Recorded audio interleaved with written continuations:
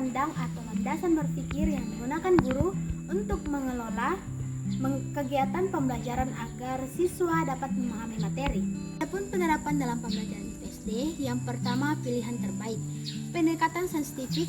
Pendekatan ini sangat cocok karena IPA adalah ilmu yang berdasar pada pengamatan dan eksperimen. Yang kedua, contoh materi, sifat-sifat cahaya untuk kelas 5.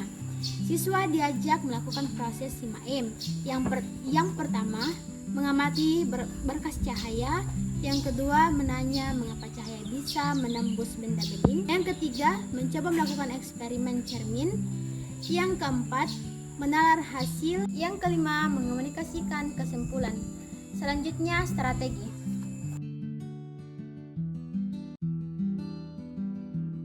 Adapun penjelasan strategi pembelajaran IPA yaitu rencana atau rangkaian kegiatan besar yang dipilih oleh guru secara spesifik untuk memastikan tujuan pembelajaran IPA dapat tercapai secara efektif. Adapun macam-macam strategi pembelajaran IPA. Yang pertama, strategi discovery inquiry yaitu penemuan. Yang kedua, strategi expository yaitu penjelasan langsung. Dan yang ketiga, strategi kooperatif yaitu kelompok. Materi yang cocok untuk diterapkan yaitu gaya dan gerak. Guru tidak langsung merumuskan apa itu gaya. Siswa diberikan berbagai benda yaitu bola atau mobil mainan. Lalu diminta mendorong atau menariknya untuk menemukan sendiri konsep bahwa gaya dapat mengubah bentuk dan arah benda.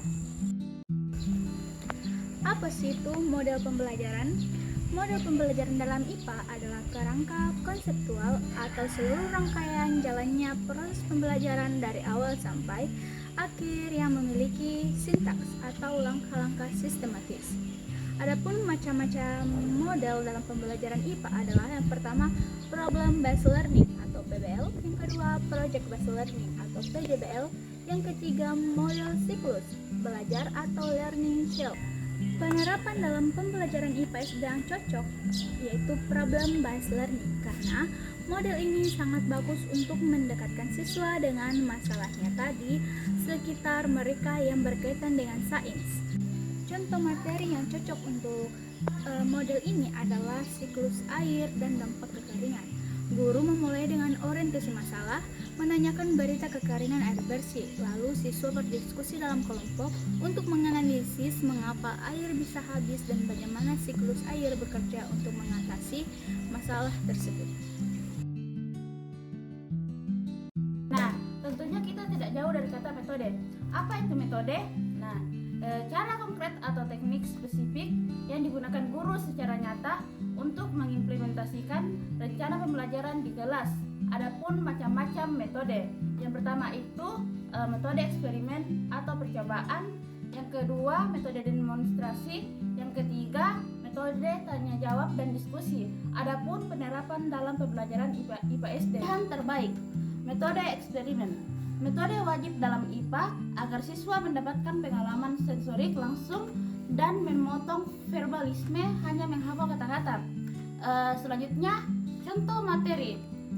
Perubahan wujud benda pada kelas 3. Siswa melakukan eksperimen langsung, membakar lilin atau mencair, membekukan air menjadi es atau membeku, atau memanaskan air di bawah terik matahari atau menguap. Penilaian pembelajaran IPA adalah proses pengumpulan informasi atau bukti untuk mengukur perkembangan, pemahaman, dan keterampilan belajar siswa, baik dari aspek kognitif, sikap, maupun keterampilan. Ada beberapa macam penilaian dalam pembelajaran IPA, yaitu penilaian kinerja atau performa, tes tertulis seperti pilihan ganda dan esai, serta penilaian sikap melalui observasi perilaku ilmiah siswa.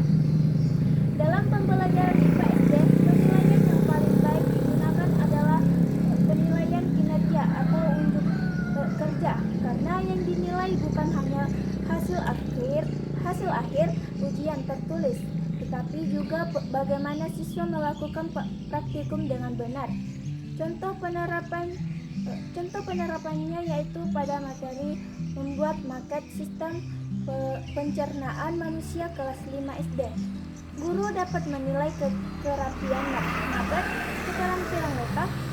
keterampilan letak organ tubuh, kerjasama kelompok, dan kemampuan siswa dalam mempresentasikan cara kerja organ tersebut. Dengan adanya asesmen ini, guru dapat mengetahui kemampuan siswa secara menyeluruh dan membantu meningkatkan proses pembelajaran menjadi lebih baik. Assalamualaikum warahmatullahi wabarakatuh. Halo teman-teman. Kami dari kelompok 1. Saya Elsa Septiani sebagai pemateri yang pertama. Saya Sofia Mariska sebagai pemateri kedua. Saya Fiona sebagai pemateri ketiga. Saya Erlin Arwan Lebo sebagai pemateri keempat. Saya Nurul Fajria sebagai pemateri kelima. Terima kasih telah menonton video kami. Semoga video yang telah kami buat bermanfaat bagi teman-teman